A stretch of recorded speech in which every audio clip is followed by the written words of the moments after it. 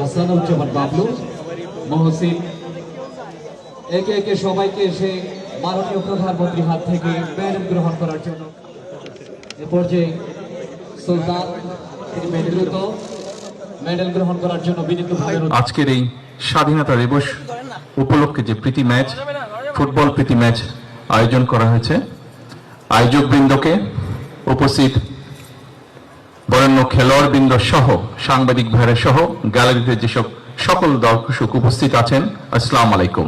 প্রথমে আমি সকলকে আজকের এই স্বাধীনতা দিবসের আন্তরিক অভিনন্দন এবং শুভেচ্ছা জানাই। আজকের এই ফুটবল ম্যাচটি ছিল প্রীতি ম্যাচ।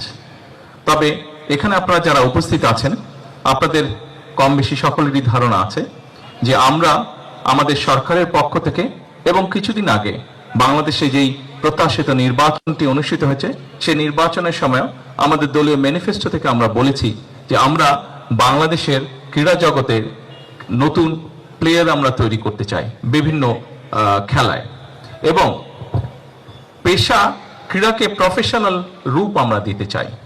এবং সেজন্যই আমরা সিদ্ধান্ত নিয়েছি যে আমরা নতুন কুড়ি নামে যে অনুষ্ঠানটি ছিল, এখানে আমরা নতুন করে স্পোর্টসকে আমরা চালু করতে চাই।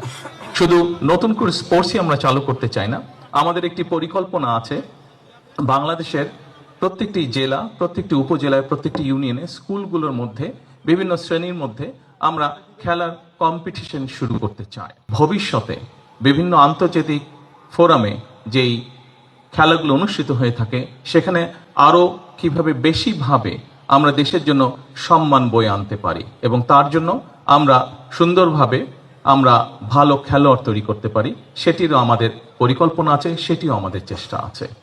আজকের এই স্বাধীনতা দিবসে আসুন আমরা সকলে সিদ্ধান্ত নেই, আমরা সকলে চেষ্টা করি, যারা আমরা বিভিন্নভাবে বাংলাদেশের বহু মানুষ আছেন যারা ক্রীড়ার সাথে প্রত্যক্ষ বা পরোক্ষভাবে জড়িত আছেন, তাদের সকলের কাছে অনুরোধ থাকবে, আসুন আমরা বাংলাদেশের ক্রীড়া জগৎটিকে সুন্দরভাবে, দলমতে নির্বিশেষে সুন্দরভাবে আমরা এই ক্রীড়া জগৎটিকে গড়ে তুলি। এই ক্রীড়া দেশের জন্য যেরকম সম্মান বয়ে আনতে পারে, এই ক্রীড়া আমাদের মধ্যে সুন্দরভাবে বন্ধুত্বের, ভ্রাতৃত্বের বন্ধনও তৈরি করতে সক্ষম বলে আমি বিশ্বাস করি।